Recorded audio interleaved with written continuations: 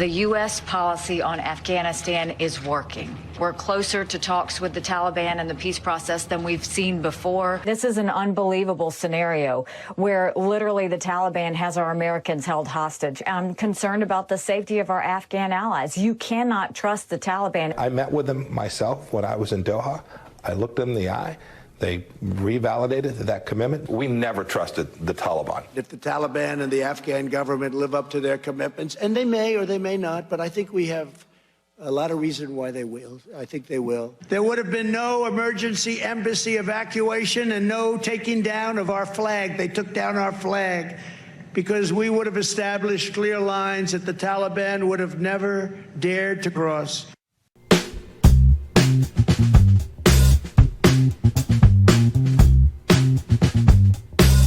Worse than Afghanistan. How about that? Worse than Afghanistan, where, by the way, I started the process. All the troops are coming back home. They couldn't stop the process. 21 years is enough, don't we think? 21 years. They couldn't stop the process. They wanted to, but it was very tough to stop the process when by a government that wouldn't last. The only way they last is if we're there. What are we going to say? We'll stay for another 21 years, then we'll stay for another 50. The whole thing is ridiculous. So we're bringing our troops back home from Iraq. We're bringing the troops back home from Afghanistan. I started the process, all the troops coming back home. They couldn't stop the process once I started it. It was very tough to stop the process. And then he says the government there won't last. The only way they last is if we're there. It's ridiculous. So I started the process. They couldn't stop it to bring all the troops home. The audience applauds. That was 8 weeks ago. And you know, whether or not you think it is a good idea or a bad idea to have brought home U.S. troops from the war in Afghanistan, here's the former president bragging about how he's the one who set that in motion. And he set it in motion in a way that could not be stopped. Even though he said the Afghan government would definitely fall as soon as our troops left. He's bragging about that, right? He's getting applause for that from his supporters.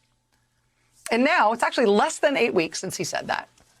U.S. troops, in fact, did leave, and the Afghan government did, in fact, immediately fall. And now he's leading his supporters in, unbridled, chest-pounding outrage that President Biden must resign, that it's so terrible that U.S. troops left and that the Afghan government fell. Again, whether or not you are for or against U.S. troops leaving Afghanistan, you can't be for it. You can't take credit for doing it and for doing it in such a way that your successor could not reverse. You can't say you were for it, take credit for doing it, say that you made it so that nobody else had any choice, and then also be against it when it happens. Can you?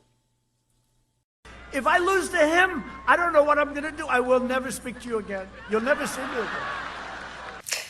GOP officials have been working overtime to rewrite history about the Afghan withdrawal, in some cases pushing out-and-out lies. Our friend Aaron Blake at the Washington Post reports this, quote, "The lure of misinformation has proved irresistible to its GOP critics. They've trafficked repeatedly in recent days in false, misleading, or unproved allegations involving the Taliban hanging someone from an American helicopter. President Biden skipping a ceremony for 13 Americans killed last week, military dogs being left behind, and $80 billion in military equipment being left for use by the Taliban.